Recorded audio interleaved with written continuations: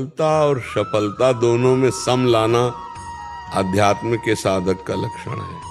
सुख दुखे समे कृत्वा लाभा लाभो जया जयो। अगर अध्यात्म का बल लेना है तो ये बात समझनी पड़ेगी, कोई न कोई कर्म हमारे हमको असफलता प्रदान कर रहे हैं और परिवार के जन हमारे पर स्वार्थ प्रेम करते हैं, उनका आध्यात्मिक प्रेम नहीं है। पढ़ लिख करके लड़का उन्नतिशील हो तो हमारी सुविधाएं जो चाहिए वो मिलेंगी, और पढ़ लिख कर फेल हो रहा है तो पैसा हमारा ऊपर से खर्चा हो रहा है और सुविधा का तो कोई जुगाड़ है नहीं, इसीलिए सब विपरीत हो जाते हैं।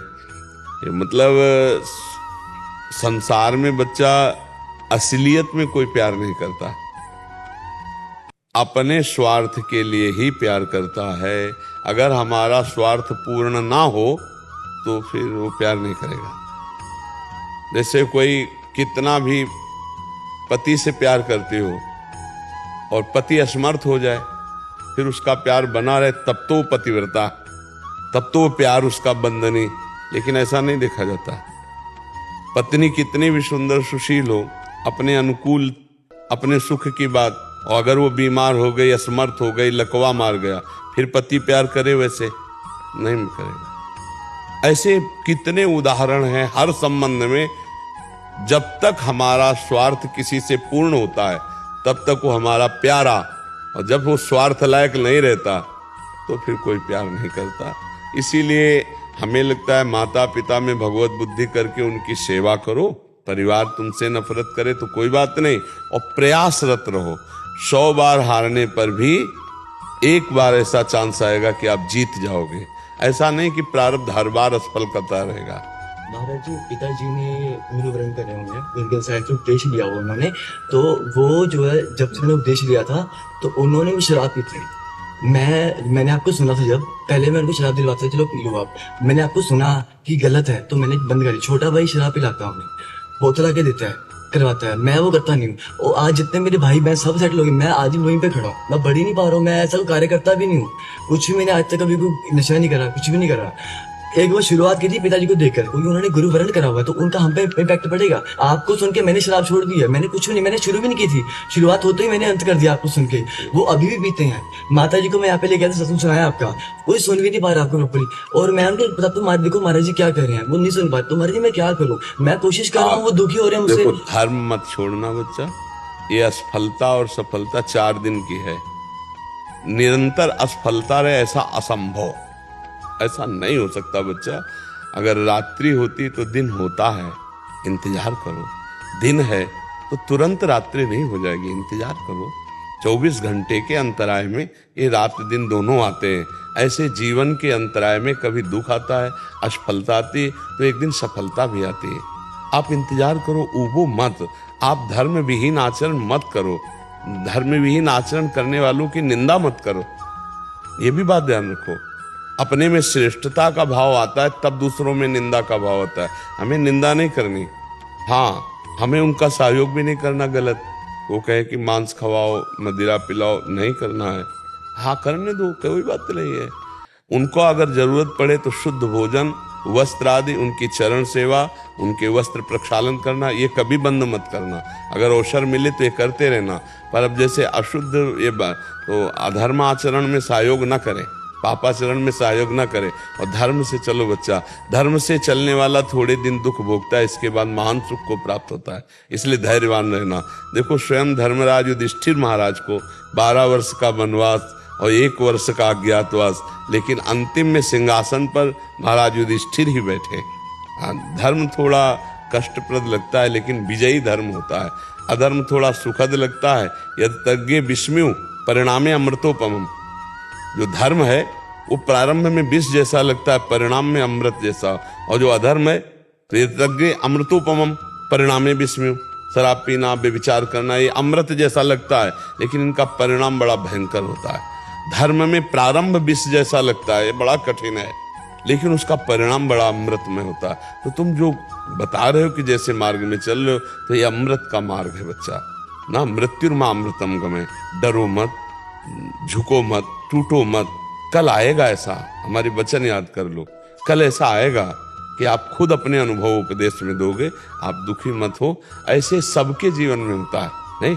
अब हम अपने जीवन की गाथा बताने लगे तो आपका जीवन क्या है? अरे आपको तो कोई बोलने वाला है ना, हमारे पास तो कोई पानी देने वाला नहीं था, बोलने वाला नहीं था, 1 रुपया नहीं था, मांगे तो भोजन मिले, वो भी मिल जाए तो मिल जाए, नहीं तो ना मिल जाओ, किडनी फेल।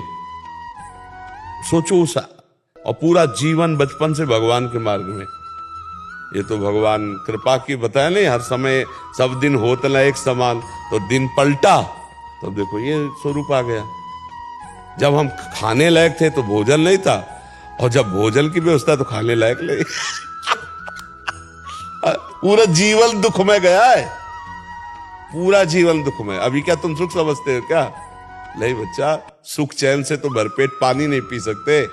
पानी, किडनी पेशेंट है, पानी भी नहीं पी सकते। और हर कष्ट बड़े शरीर के हर कष्ट रहते। अब इसको रोना थोड़ी है, इसको सहना है, सहन करके आगे। अगर हम ऐसे टूट जाए तो हमारी 12-1 बजे रात्रि से दिनचर्या चलती है, और ये 9:30 पौने 10 बजे तक चलेगी। अब आप सोचो, रबड़ी रसगुल्ला खा के थोड़ी हम बोल रहे हैं, नहीं बच्चा।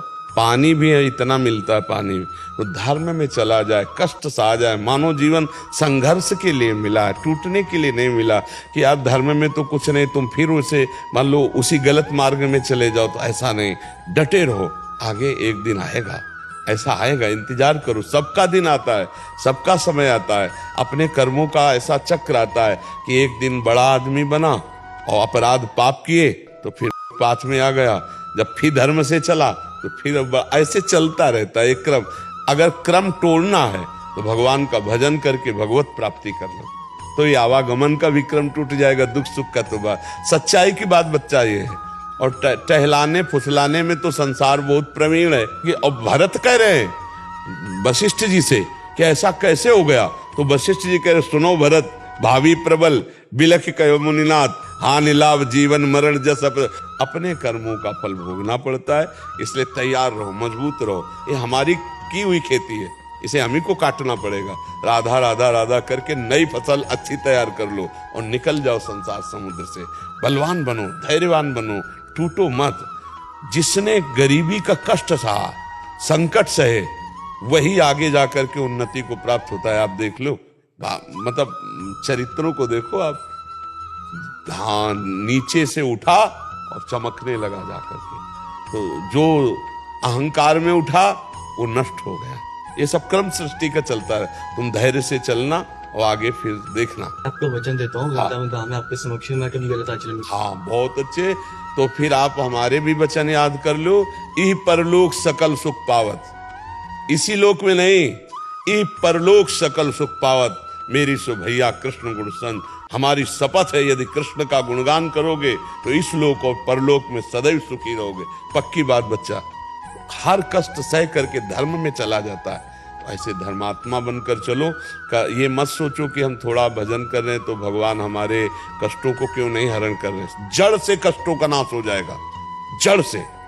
हाँ, आज जो हमारी अंदर की तुम्हें भावना बता रहे हैं, बचपन से भगवान के मार्ग में रहे तो आज मरने का भय खत्म हो गया है। आज हमें कोई दुख नहीं लग रहा है, भारी दुख होने पर भी दुख नहीं लग रहा। आनंद ही आनंद हर समय बना रहता है। और जब मरने की बात आती है ना, तो और आनंद होता है कि ये दलित शरीर छूटेगा और श्री जी से मिल जाएंगे जाके। भजन कभी निष्फल नहीं होता। भजन, एक बार राधा कहा, ये तुम्हारे उस समय काम आएगा जहां कोई काम। पथ है, यदि कृष्ण का गुणगान करोगे तो इस लोक और परलोक में सदैव सुखी रहोगे। पक्की बात बच्चा। हर कष्ट सह करके धर्म में चला जाता है। ऐसे धर्मात्मा बनकर चलो। ये मत सोचो कि हम थोड़ा भजन कर रहे हैं तो भगवान हमारे कष्टों को क्यों नहीं हरण कर रहे। जड़ से कष्टों का नाश हो जाएगा, जड़ से। हाँ, आज जो हमारी अंदर की तुम्हें भावना बता रहे हैं, बचपन से भगवान के मार्ग में रहे तो आज मरने का भय खत्म हो गया है। आज हमें कोई दुख नहीं लग रहा है, भारी दुख होने पर भी दुख नहीं लग रहा। आनंद ही आनंद हर समय बना रहता है। और जब मरने की बात आती है ना, तो और आनंद होता है कि ये दलित शरीर छूटेगा और श्री जी से मिल जाएंगे जाके। भजन कभी निष्फल नहीं होता। भजन, एक बार राधा कहा, ये तुम्हारे उस समय काम आएगा जहां कोई काम नहीं आएगा। विश्वास कर लो हमारी बात।